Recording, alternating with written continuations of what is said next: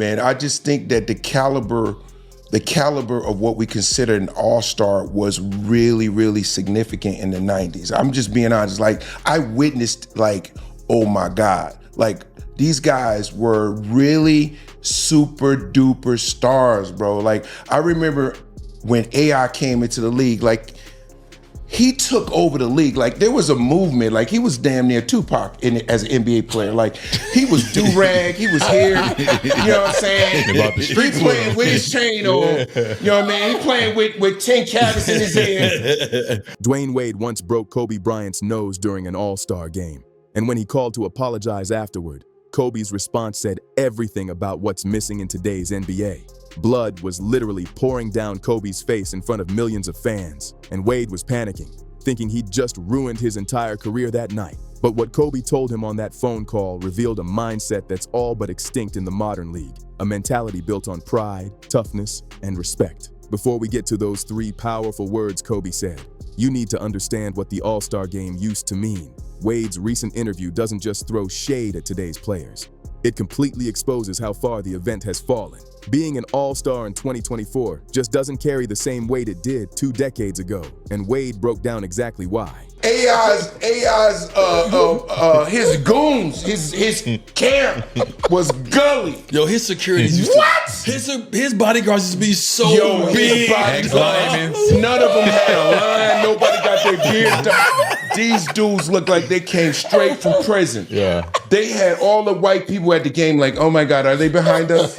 There's this lazy belief floating around the basketball world that talent is talent, that stars are stars no matter what era they play in. But Wade isn't buying that, not even close. His reasoning goes way beyond stats, dunks, or how many points you can rack up in an empty gym. This is about presence, about fear, about walking into a building and instantly commanding respect before the first whistle even blows. Wade grew up watching the NBA in the early 90s, and when he talks about that era, his whole vibe changes. Those weren't just all-stars filling out rosters. Those were cultural giants who shaped industries, owned cities, and played every single game like their entire reputation was on the line. Take Allen Iverson, the ultimate example. When AI hit the league, basketball wasn't just a sport anymore. It became a movement. Wade said AI was like Tupac, and honestly, that comparison might even underrate him. Iverson rocked chains on the court when the league wanted clean-cut images. He kept his cornrows when execs begged him to look more corporate. He rolled with his crew, real ones, not stylists or PR handlers in dress shoes. Wade remembered being at Iverson's events and seeing his security team. No suits, no earpieces, just men who looked ready for anything. These were street-certified bodyguards rocking fresh Reeboks, because if something went down, hard bottoms wouldn't cut it. Families in the stands used to turn around nervously just to see what was happening. That's how real the energy was. And the crazy part, Iverson never toned it down. He didn't adjust to the world. The world adjusted to him. And Iverson was just one piece of a legendary era. Michael Jordan was still out there dominating anyone in sight. Charles Barkley was throwing elbows and trash talk like it was an art form. Penny Hardaway had one of the coldest sneaker campaigns of all time. Magic Johnson had already changed the sport forever and could still turn heads the moment he walked into any room. Every single player in those all-star lineups had a signature shoe deal, and not because brands were desperate for influencers. They earned those deals by being undeniable. They were larger than life, and the all-star game wasn't a show. It was a battleground. It was where legends proved who really belonged among the elite. Wade said the shift began with social media, and it ran deeper than anyone expected. Back in the 90s, the players were the influencers. They shaped culture just by existing, by playing, by living out loud. They didn't chase clout. Clout chased them. Kids didn't want to just follow them. They wanted to be them. Kids didn't just want to watch Penny Hardaway. They wanted his shoes. They wanted to cross defenders like AI every single night and walk into school looking like the next superstar. Back then, athletes controlled every conversation about style, swagger, and what greatness actually looked like. But that whole dynamic has flipped upside down in today's world. Now, sneaker companies hand out deals to TikTokers and Instagram influencers whose biggest skill is chasing clicks, not chasing championships. Sure, athletes still get endorsement deals, but the real power, the cultural influence, has quietly shifted to people who've never even dribbled a basketball. And when that happened, something deep inside the game started fading away. The heart, the grit, the edge that used to separate the real ones from the posers, it's slipping. So here's my take on just my personal take. And I've already shared why I think the game has kind of went a little watered down, because it's not just about the game anymore. If you know the schedule of all-star guys now versus then, it's about the business. It's the business. It's not about the game no more. You, as much as you have to do before you actually go perform, it's different crazy from back in the day. wow. But the thing I would say is this: is someone who came in, my first all-star game being 04-05 season, the stars of the game was the one who determined how the game went. Wade didn't just talk about that change. He felt it firsthand. The transformation went way beyond shoes and ad campaigns. The entire schedule for an all-star player today looks like a corporate circus compared to his era. Media appearances stack up weeks in advance. Sponsorship obligations never stop. Every brand wants a piece of your time. Interviews, photo shoots, red carpets, podcast clips, content days. It's nonstop. The all-star game itself, the actual basketball, has become just one small piece of a massive marketing machine. And when the business side starts outrunning the competition, that fire every player once had, it starts dimming fast. You can't show up ready to dominate when you've spent the last 72 hours smiling for cameras and posing with products. By the time tip-off comes around, your body's there, but your mind is somewhere else entirely. Wade's not guessing about this. He lived through the shift. His first all-star selection came in the 2004 to 2005 season, and what he walked into back then looked nothing like the chilled-out vibe of today. Those stars didn't treat the all-star game like a mini vacation. They treated it like a statement. Every possession was a test of pride and identity, a chance to prove who truly belonged among the elite. And at the center of all that intensity, Kobe Bryant. The Mamba didn't show up to participate.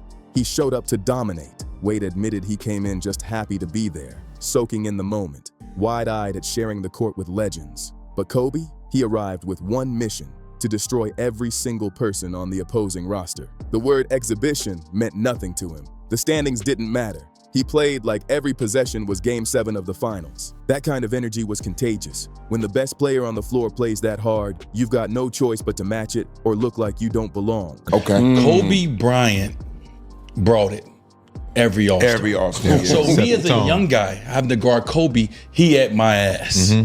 I got a lockup. Yeah, dude. It was different because of the stars in the league. So I'm not saying that LeBron at 40 should be the one, but what I'm saying is when we came in, the stars determined how the game was going to go by what they brought to the game. Yeah. I'm just following suit because I'm a young fella happy to be here, but I don't want to get embarrassed by Kobe Bryant. Wade found that out the hard way. He got the assignment to guard Kobe, and instantly, Kobe went to work. It wasn't just about scoring, it was about imposing his will. Elbows were flying, bumps came on every screen, shoves happened even when the ball wasn't there. And that shoulder fake, the one Kobe used to create space, came again and again. Wade tried to calm him down, saying things like, "Relax, man, it's just an exhibition. We're supposed to have fun." But Kobe didn't care. He didn't crack a smile, didn't ease up, didn't say a word. He wasn't there to entertain. He was there to compete. Winning didn't even count that night.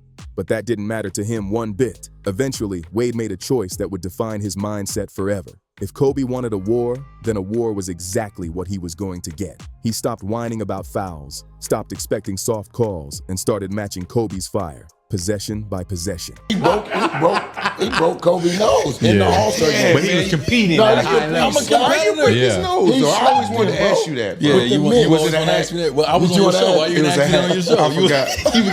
I forgot you broke Kobe nose, man. I did. You be using all your fouls, too. Ain't going home with none of them. That's the competitive nature. He don't leave no fouls on the table. So when I came in, Kobe set the tone for the All-Star games. Right. Kobe would go out there and be ready to bust your ass. Right. So when I was that All-Star game in particular, the one we talking about, Kobe was fucking me up on the other end. He was hitting me. He was doing that little right here. He was hitting me with, and I'm like, Kobe, come on, man. He don't care. Kobe's he locked in. He's a competitor. So I lose myself a little bit. I'm like, oh, that's what we doing. Yep. This is where we at. The friendly game turned into a battlefield right there in front of the crowd. Then came the moment, the one that changed everything. Kobe attacked again. Same aggressive drive, same Mamba intensity, and Wade finally snapped. He fouled him hard. Not a tactical foul, a message. It wasn't about stopping a layup. It was about drawing a line in the sand, and that's when it happened. Blood started flowing. Kobe clutched his nose as red dripped through his fingers, and the entire arena went silent. Wade's stomach hit the floor the second he realized what had just happened. He'd broken Kobe Bryant's nose on live TV during the All-Star game, in front of millions of people. He tried to play it cool, but inside he was spiraling. His heart was pounding, his mind racing. He knew this wasn't just another hard foul. This was Kobe, the Black Mamba. Wade rushed over asking, "You good, bro?" But Kobe didn't say a single word. No yelling, no cursing, no threats, just silence. Blood was pouring down his face, staining his jersey, and that quiet stare from Kobe said everything. That silence hit harder than any trash talk ever could. It was cold, controlled, and absolutely terrifying. Get the ball, because I'm fucking you up, right? That's all I'm thinking. I'm about to foul you, because now you fucking me up down there, and the ref ain't calling it. We're in the All-Star game. No one sees this but me and you. Right. And I told you 3 times, Kobe, stop doing that. So I was like, yo, here come that Chicago. Stop doing that. I was like, so I'm a person who I'ma handle it. Okay. Now, mind you, didn't try to bust nobody knows that, you know what I mean? But I did try to foul the shit out of him just to let him know you're not gonna play here. So I let him go. He went into this thing. I was right, and then I saw him grab his nose, and I started bleeding. I was like, uh-oh. So he gave you the look like this, like no, he ain't say nothing. No, he scared me because he ain't say nothing to me. Oh, yeah, he's scary. I was like, Kobe, you all right? Wade finished the rest of that game with his head spinning. He was convinced he'd just made a career-ending mistake. Not physically, but professionally. Everyone in the league knew Kobe never forgot anything. Every slight, every cheap shot, every moment someone dared to test him, he kept receipts. And when the time came, he made you pay for it. In buckets. Wade couldn't stop picturing their next matchup in Los Angeles. Kobe dropping 50 on his head while Staples Center roared in approval. He imagined the headlines, the crowd chanting, the endless clips replayed online. A vendetta that could haunt him for years. The thought alone was enough to make him sick. But instead of hiding behind PR statements or letting agents smooth things over, Wade did something most players wouldn't dare to do. He called Kobe directly. No middleman, no handlers, no scripted apology. Just one man calling another, waiting to face whatever came next. As the phone rang, Wade's mind raced through the possibilities. Maybe Kobe would hang up. Maybe he'd curse him out. Or worse, stay dead silent again. And then, finally, Kobe answered and said 3 words Wade never expected to hear. I loved it. Not "we're cool." Not "don't worry about it." Not even a half-hearted "it's all good." He loved it. Kobe loved the hit, the intensity, the fact that someone finally matched his fire in a game most players treated like a joke. He respected the fight. To him, that moment wasn't dirty. It was real basketball. That's how you earned respect from Kobe Bryant. Not with words, not with fake smiles, but with heart. Kobe loved that someone had enough pride to go at him full speed, even in a so-called meaningless game. For one night, the All-Star game actually felt like basketball again. Not a highlight reel, not a layup line, but a real battle. That short, simple response, "I loved it," captured everything about the killer mentality that used to define the league. He like a broke nose. Thank you. Thank you. No, I told him, I said that Put it back when I called him about the All-Star, I was like, hey, bro, like, we good? We good? Yeah. Are you cool? And he was like, I love it. And I was scared as hell. I'm like, oh, he about to give me 40. That's So a let me different ask you He about to mindset. give me 40 in LA. Wade said it perfectly later. That mindset, that hunger, that edge, it's almost gone from today's NBA. Imagine if something like that happened now. If one All-Star broke another All-Star's nose mid-game, social media would explode. Clips would be everywhere within seconds. Hot take shows would argue for a week straight. Was it dirty or just competitive? Players would be subtweeting each other, sending passive-aggressive posts. Someone would demand a public apology. And you know the league office would put out some polished statement about sportsmanship and safety. But Kobe, he saw his own blood and smiled. That's the difference. He didn't see danger. He saw competition. He saw a real one willing to go toe-to-toe when everyone else was treating the game like a photo shoot. And to him, that earned more respect than any dunk contest highlight ever could. That's the mentality gap Wade keeps talking about when he says the All-Star game has lost its soul. It's not about the final score or how many flashy plays make SportsCenter. It's about what's missing. That fire, that pride, That raw willingness to go hard even when the scoreboard doesn't matter. Because real ones know how you play always matters. Whether it's a finals game 7 or a mid-season showcase, effort is the difference between being great and just looking the part. Watch any All-Star game today, and it's obvious within minutes. These guys are jogging through possessions, playing defense like it's optional. The energy feels flat, like everyone's sleepwalking through it. Wade said it best. Defense at modern All-Star games looks worse than what you see at celebrity games during halftime. And that's not just sad, it's a sign of how much the league's fire has faded. Now, possessions in today's All-Star games barely look like basketball. Guys are laughing, cracking jokes, and dapping each other up mid-play instead of actually trying to score. And look, there's nothing wrong with having fun out there, but there's a huge difference between enjoying the moment and totally checking out. Back in the day, the fun came from competing, from dropping buckets on your rival's head on national TV, from proving that you belonged among the best of the best, not just because of popularity votes, but because you earned that respect every single play. Wade said it plain. Who's setting the tone now? That question still hangs in the air because nobody seems to have an answer. During his era, Kobe was the tone setter. Every single year he made it clear. The All-Star game wasn't a charity run, it was a battle. Before Kobe, that standard came from Jordan, who attacked every game like it was personal. And before Jordan, it was Magic and Bird pushing each other to the limit, even when the stakes didn't officially count. Every generation had that one player, the alpha who refused to let the All-Star game turn into a joke. Someone who didn't need a speech to demand greatness. They just showed it with how they played. But Wade looks around today and doesn't see that kind of player anywhere. Without that top dog setting the tone, the game naturally slides toward laziness, the least effort possible. And when everyone's coasting, you end up with what we have now, highlight reels without heart. Of course, the critics love to say, that's just old heads complaining again. Wade's heard it all before, but that's not what he's saying at all. He's not calling today's players untalented. In fact, he admits the opposite. The league's skill level right now is unreal. The problem isn't talent, it's mentality. Wade's point cuts deep. You can have all the skill in the world, but if you don't have that inner fire, that obsession with proving yourself, you'll never hit that next level. Kobe had it.